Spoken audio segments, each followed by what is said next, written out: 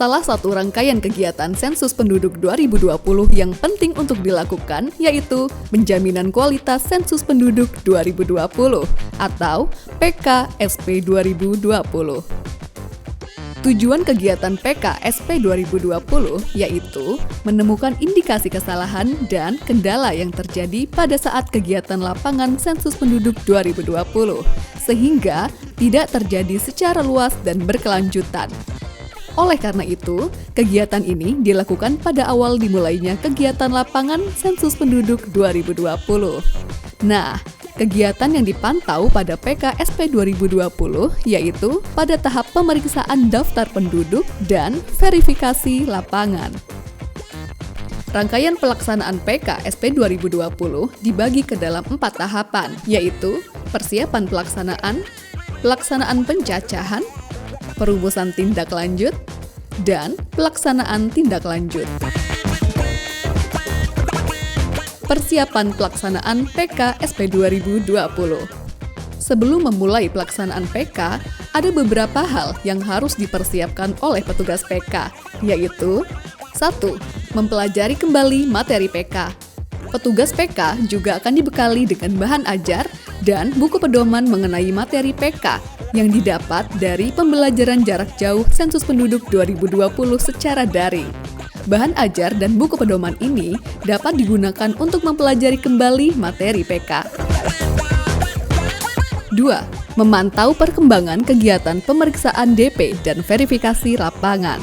Seorang petugas PK akan melakukan kegiatan PK pada satu satuan lingkungan setempat terkecil atau SLS terkecil, seperti RT, dusun, dan yang sejenis. Desa yang menjadi wilayah tugas bagi petugas PK sudah ditentukan oleh BPS Kabupaten atau Kota setempat. Petugas PK memantau perkembangan kegiatan pemeriksaan DP dan verifikasi lapangan dari setiap SLS pada desa tersebut. Tujuannya untuk memudahkan petugas PK dalam pengambilan sampel SLS. 3. Menyiapkan instrumen yang diperlukan dalam PKSP 2020. Instrumen yang dibutuhkan yaitu aplikasi yang digunakan dalam PKSP 2020 berupa Computer Assisted Personal Interviewing PK atau KEPI PK yang berisi kuesioner PK atau PKSP 2020 SOP. Kemudian, buku pedoman PK.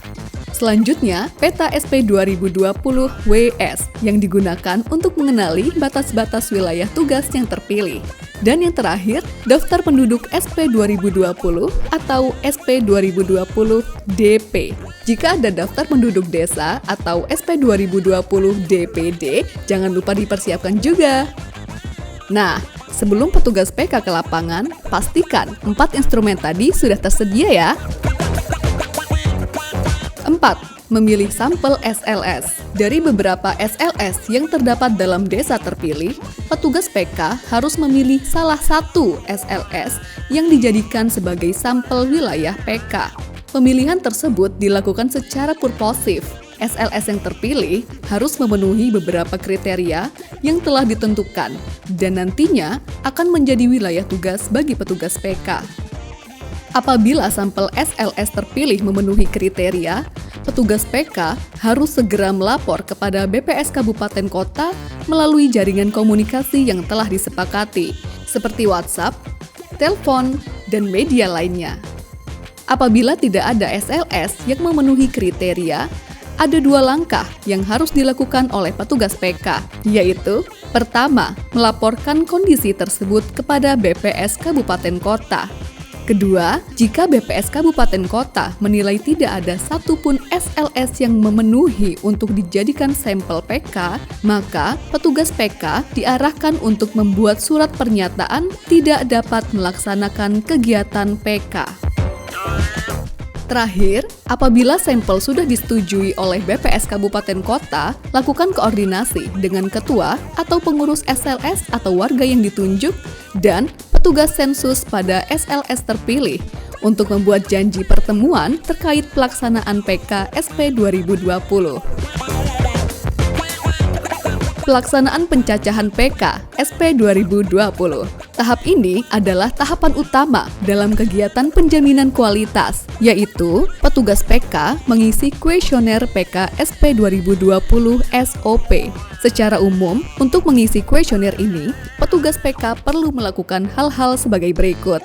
Pertama, meminjam dokumen dari petugas sensus di SLS terpilih. Petugas PK perlu meminjam dokumen yang telah terisi oleh petugas sensus, di antaranya Peta SP 2020 WS, dokumen daftar penduduk atau SP 2020 DP1 atau SP 2020 DP2, daftar penduduk desa atau SP 2020 DPD jika ada.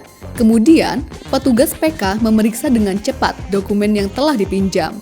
Hal ini dilakukan agar proses wawancara kepada responden menjadi lebih mudah.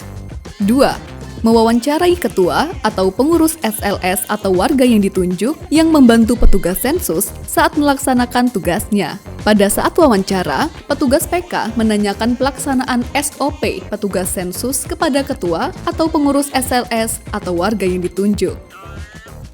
3. Melakukan pengecekan lapangan. Pengecekan lapangan dilakukan dengan mendatangi rumah atau bangunan tempat tinggal yang berpenghuni secara acak. 4. Mewawancarai petugas sensus. Apabila ditemukan adanya indikasi ketidaksesuaian pelaksanaan SOP yang dilakukan oleh petugas sensus, maka petugas PK harus mewawancarai petugas sensus untuk meminta penjelasan atas indikasi tersebut. Setelah semua isian kuesioner PK SP 2020 SOP telah terisi, petugas PK harus melakukan submit pada aplikasi KEPI PK.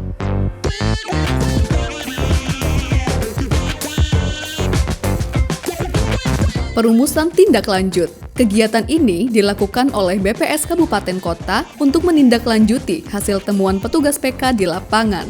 BPS Kabupaten Kota akan menyampaikan hasil rumusan tindak lanjut dalam bentuk instruksi kepada seluruh koseka di kabupaten atau kota tersebut.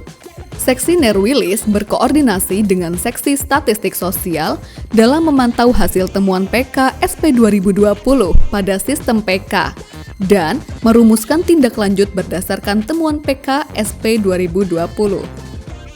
Seksi Nerwilis juga menginput rumusan tindak lanjut berdasarkan temuan PK SP 2020 ke dalam sistem PK.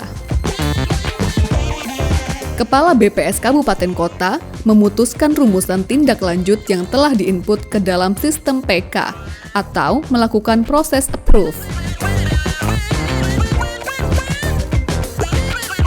Seksi Sosial menyampaikan instruksi tindak lanjut kepada Koseka melalui jaringan komunikasi yang ada. Terakhir, pelaksanaan tindak lanjut. Setelah instruksi tindak lanjut disampaikan kepada seluruh Koseka, Koseka mencermati dan melaksanakan instruksi yang telah diberikan.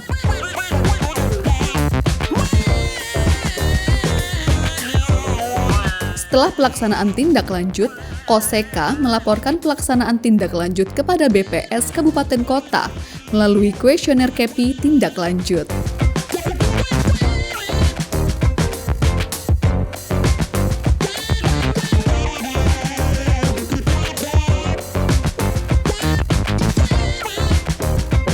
Sekian penjelasan umum pelaksanaan penjaminan kualitas Sensus Penduduk 2020. Selamat menjalankan tugas ya! Sensus Penduduk 2020 mencatat Indonesia.